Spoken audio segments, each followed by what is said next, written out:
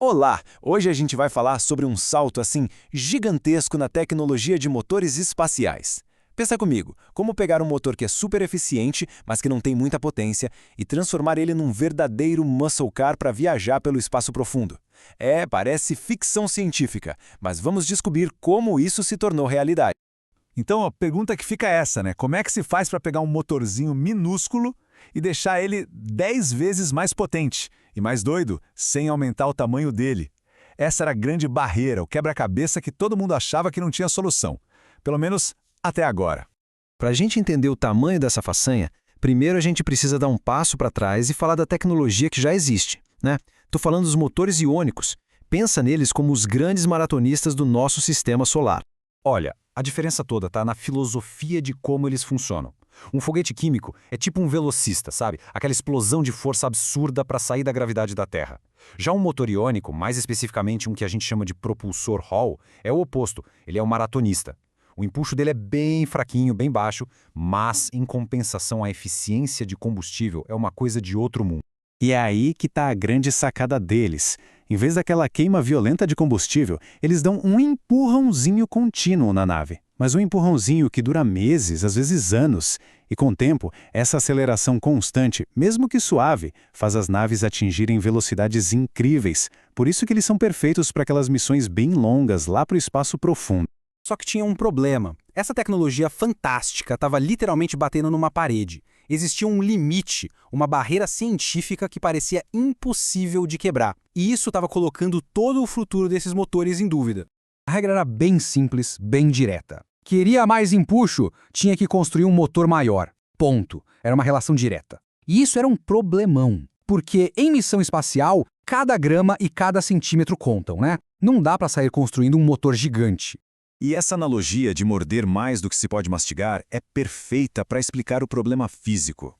Se você tentasse simplesmente injetar mais combustível e mais energia no motor pequeno, ele engasgava. O processo de ionização, que é o coração do motor, simplesmente falhava. O motor não dava conta do recado e parava de funcionar. E por causa desse beco sem saída, a comunidade espacial começou a meio que deixar os propulsores Hall de lado, sabe? Tava virando carta fora do baralho. Outras tecnologias estavam surgindo, prometendo mais potência em pacotes menores, e parecia que a era do nosso maratonista estava chegando ao fim. Mas aí entra em cena um pessoal da Universidade de Michigan, e eles resolveram peitar o impossível. Eles não só quebraram a regra, eles fizeram ela em pedacinhos. E olha só esse número, 45 kilowatts. Isso é a chave de tudo. A equipe pegou um propulsor que foi feito para funcionar com no máximo 9 kilowatts e fez ele operar com 45. É 5 vezes mais energia do que qualquer um achava que era possível para aquele design. E o resultado prático disso foi ainda mais impressionante. Eles conseguiram gerar quase 10 vezes mais força por cada pedacinho do motor. Aquela regra inquebrável, pois é, não era tão inquebrável assim. Eles basicamente reinventaram o motor usando uma base que todo mundo já conhecia. E o nome que eles deram para o projeto é simplesmente perfeito. A Leane Su, que liderou a pesquisa, disse o seguinte: a gente batizou nosso propulsor de H9 Muscle porque basicamente a gente pegou o H9 e transformou ele num muscle car. Quer dizer, mais direto impossível, né? Potência bruta num motor clássico. Para ter uma ideia do tamanho do feito, dá uma olhada nesse gráfico. O H9 Muscle, aquele motorzinho projetado para 9 kW, conseguiu o mesmo desempenho de um propulsor gigante da classe X3 que foi feito para operar com 100 kW. É como colocar um motor de Fusca para competir com uma Ferrari e ele empatar. É impressionante.